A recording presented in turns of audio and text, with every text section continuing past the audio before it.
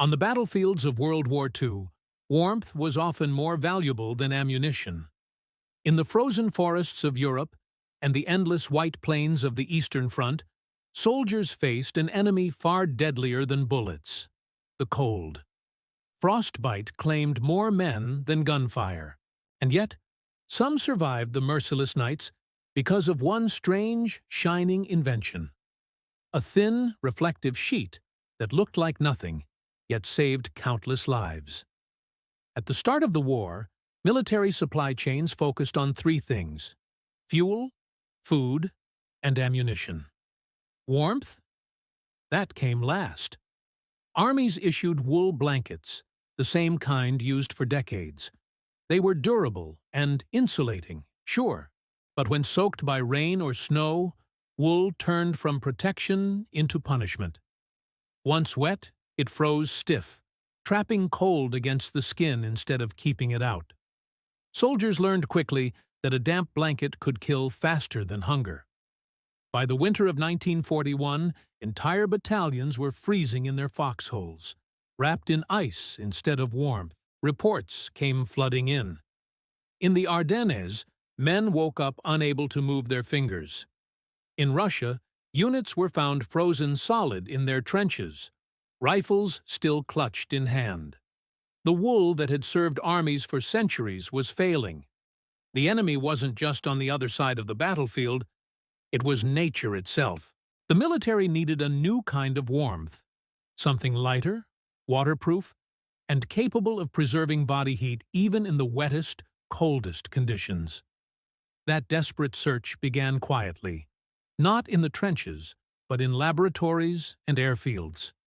Engineers studying survival kits for pilots noticed something unusual. Aircraft radar and packaging materials used metallic films that reflected heat. If these materials could keep equipment warm at high altitudes, could they also keep a human alive in sub-zero weather? It was a question of physics, not comfort, but reflection. Instead of relying on thick layers, could soldiers simply bounce their own heat back toward themselves? In 1943, a team of British and American researchers began coating thin cellulose paper with vaporized aluminum. The result was astonishing: a lightweight, flexible, metallic sheet that blocked wind and moisture while reflecting radiant body heat inward. Tests revealed that a single layer could retain up to 80% of a person's natural warmth. It didn't look like much, just a dull silver sheet. But it worked. For the first time in history, warmth didn't depend on bulk. At first, the reflective sheets were tested with pilots. Each emergency kit carried a few folded squares to help downed airmen survive in the Arctic or over the North Atlantic. But word spread fast. Infantry units began experimenting, cutting the material into ponchos, coat liners, and ground covers. Men quickly discovered that when combined with even a thin cloth or a layer of straw, the sheet acted like a personal furnace. It was light, dry, and incredibly effective. Across the front lines, Soviet soldiers faced the same brutal cold, and they devised their own version. A layer of aluminum-coated paper slipped inside their greatcoats and uniforms. It wasn't pretty, but it worked. Reports from Stalingrad and later from Leningrad described troops wrapping their torsos and feet in these shining layers before long marches. Under the thick wool of their uniforms, the heat trapped inside could mean the difference between returning to base or never waking up. The secret wasn't insulation, it was reflection. Every human constantly emits infrared radiation, invisible heat leaving the body. Normally, that warmth escapes into the air. But when wrapped in a reflective layer, the heat is redirected back inward, recycling itself again and again. The sheet didn't generate warmth. It simply prevented loss. And in a freezing foxhole, stopping heat loss was as valuable as generating fire. Soldiers quickly turned this discovery into an art. They learned not to wrap too tightly, as leaving a thin layer of air increased insulation. They lined tents, sleeping bags, and even helmets with scraps of reflective material. A small fire placed in front of a reflective-lined wall could heat an entire dugout.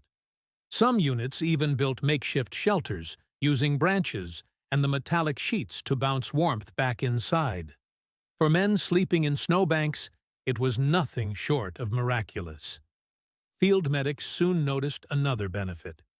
Wounded soldiers, cold, pale, and on the edge of hypothermia, stabilized faster when wrapped in reflective material.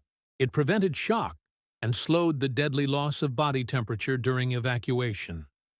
Many lives were saved not by morphine or medicine, but by a simple sheet of metal-coated paper. It was a medical breakthrough decades ahead of its time, discovered in the chaos of war. Before this, armies believed warmth came from weight. More wool, more layers, more bulk. But this innovation shattered that idea. It proved that warmth could come from reflection, not just insulation. It was a philosophical shift, a realization that the body was already generating enough heat to survive. It simply needed help keeping it in. That lesson would go on to shape not just military survival gear, but the technology of the future. After the war, as classified research was released, engineers refined the concept. The same reflective technology evolved into stronger films like Mylar, later used by NASA for spacecraft and astronauts. What began in a foxhole ended up in outer space. But the science remained the same. Keep the heat, block the cold, and survive with what you have.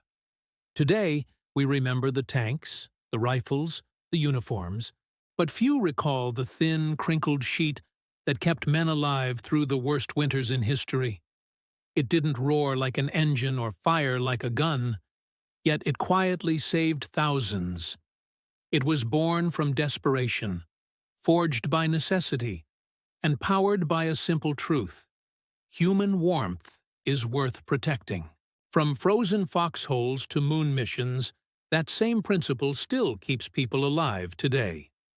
A mirror of metal, reflecting not just heat, but human ingenuity. Proof that sometimes the smallest invention can make the biggest difference. If you believe the greatest inventions come from hardship, subscribe to Forgotten Survival Channel for more stories of forgotten history of World War.